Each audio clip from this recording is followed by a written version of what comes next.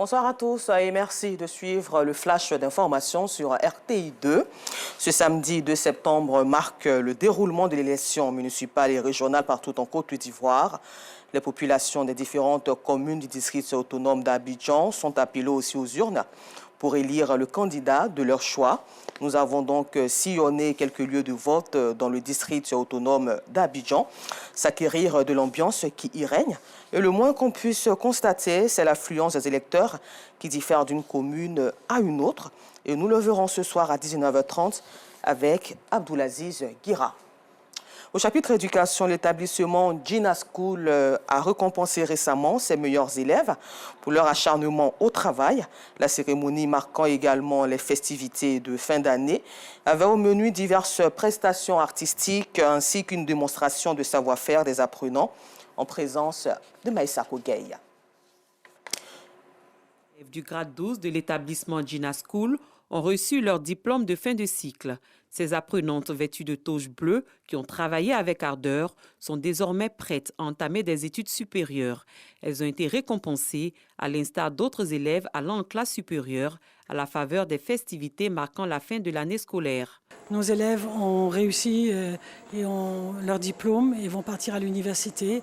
Ils ont beaucoup appris, ils ont appris surtout à travailler par eux-mêmes et ils seront capables à l'université de vraiment s'en sortir. C'est toujours un plaisir de voir qu'il y a un résultat à la fin.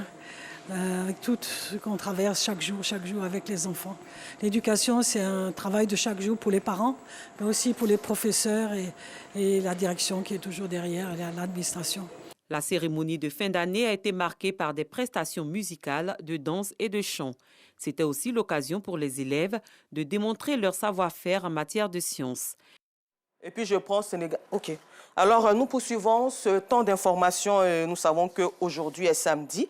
Et pour notre rubrique du jour, l'escale 225, nous avons à l'occasion d'une mission à Mankono découvert l'existence de la danse du Kouroubi, une danse de réjouissance traditionnelle réservée qu'aux jeunes filles qui n'ont jamais connu l'enfantement. Cette danse culturelle du terroir ivoirien très riche d'enseignements, avec Yacouba Koulibaly, Assitan Diarra, Gilles Tonia et Seydou Ouattara. Nous chercherons à comprendre le déroulement de cette danse et la période propice de son organisation. Et nous poursuivons ce flash d'informations hors de chez nous. Au Sénégal, l'opposant Ousmane Sonko a suspendu sa grève de la faim qu'il avait initiée le 30 juillet dernier. C'est ce qu'affirme ce samedi 2 septembre un porte-parole de son parti.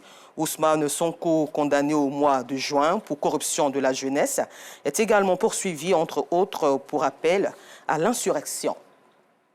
En Afrique centrale, la réouverture des frontières du Gabon a été annoncée ce samedi 2 septembre par les militaires putschistes qui ont renversé le président Ali Bongo Ondimba.